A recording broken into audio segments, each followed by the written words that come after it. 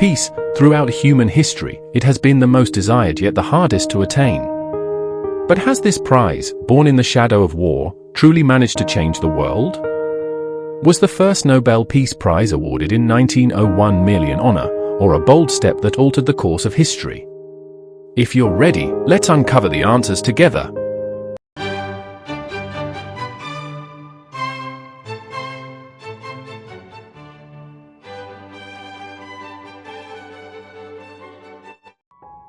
War and peace, humanity's greatest contradiction.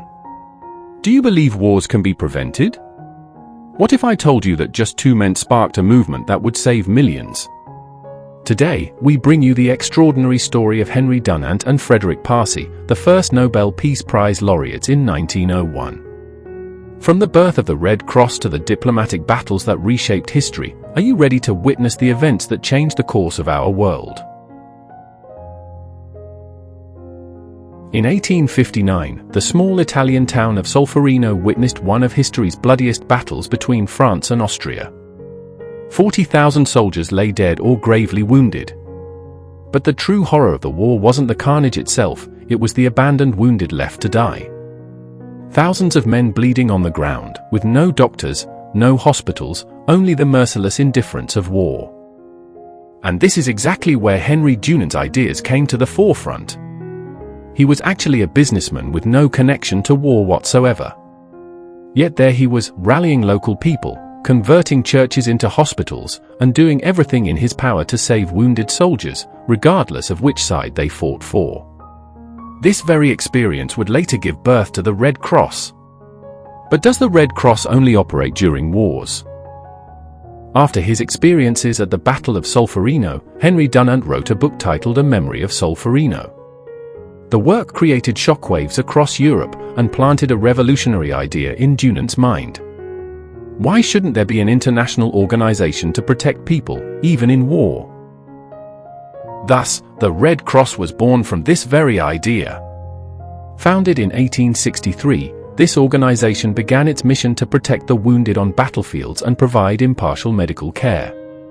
It quickly spread across the globe, and to this day continues to serve as the conscience of humanity, responding to natural disasters, pandemics, refugee crises, and wars, bringing aid to millions worldwide. Now let's turn our gaze to France. In the 19th century, war was seen as a display of power. People believed that the stronger a nation was, the more successful it would be in war. So who was Frédéric Passy? An economist and politician. But above all, he was a visionary who recognized that war didn't just kill people, it also devastated economies. According to him, war increases poverty, destroys nations, and there's nothing that can't be resolved through peaceful diplomacy. This is exactly why he founded the International Peace and Reconciliation Society. His mission was to promote diplomatic negotiations between nations to prevent wars.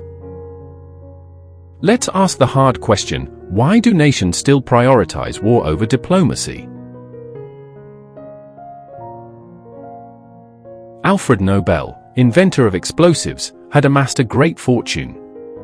Yet he was haunted by one question: how would the world remember him after his death? This was precisely why he created the Nobel Peace Prize. In 1901, the first Nobel Peace Prize was awarded to two extraordinary men, Henry Dunant and Frédéric Passy. One proved that even in war's darkest hour, we must never abandon our humanity, founding the Red Cross to save millions of lives. The other championed diplomacy and peaceful negotiation as the true alternative to war. This prize became one of history's most profound messages: war is not inevitable, peace is possible. Peace, is it just a dream? We live in a world still shattered by war. Yet history proves one truth: change begins with individuals. Must peace depend only on world leaders? Or can ordinary people, like you and me, tip the scales? Dunant and Passy fought tirelessly. But with conflict still raging, did they truly win? So we must ask, can war ever truly end? And if peace is possible, what role will you play? Now it's your turn. What do you think we can do as individuals for peace? Share your thoughts in the comments and join this crucial conversation. Remember, change begins with us. Maybe someday, your name will be on that Nobel medal.